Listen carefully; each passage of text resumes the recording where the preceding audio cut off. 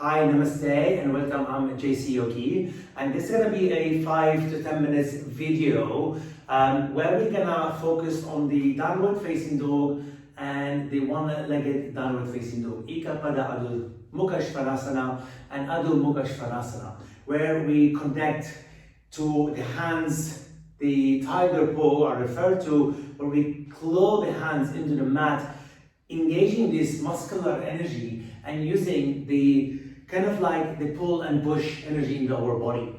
So when we come to downward facing dog, just bear this in mind. We don't want to sink through the upper thoracic. We don't want to sink through our back. We want to engage your abdomen and thigh muscle, and of course, adductors muscle. So on your mat, find yourself to come to downward facing dog. You spread the fingers and you take your feet a little bit longer back to start. Starting by bending your knee and claw the hand and push energy back into the shoulders. Lift the sacrum up, draw the chin in to the chest, then push your heel towards the earth.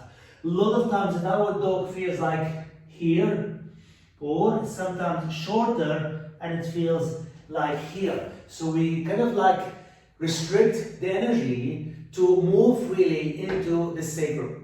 Now, if this has happened in your body, this is what I mentioned about the adductors. You can use the adductors muscle to draw the thigh inward, and that's going to lengthen and give you this room to move freely in your back body.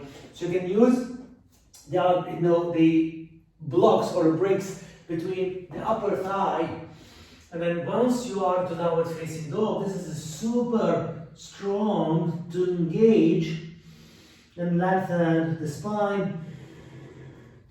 And this will teach us eventually to move from a downward dog into full plank, into downward dog, and into full plank, to engage the shoulders, the wrist, the energy into your thigh, and of course the lower back. Now when we go with Ika Pada Adho Mukha Svanasana, it's a lot of times our hip open. Try it from the all fours sometimes. If we lift the leg up, if this has happened, that's what exactly happened into one-legged downward facing dog. So we want to avoid this. At the same time, we don't want to drop into your back.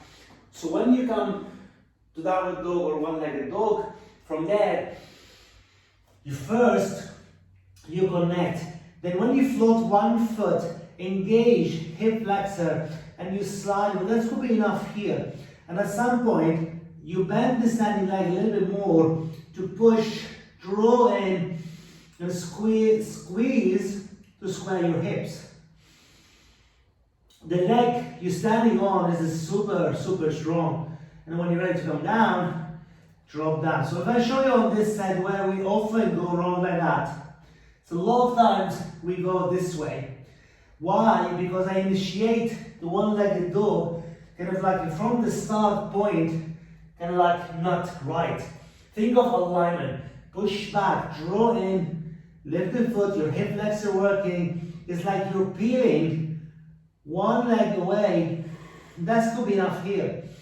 As you bend the standing leg, this open, square, then you can work deeper and deeper. And eventually that will help you when it comes to any inversion, when we start to work into like a kick, handstand, or anything like that.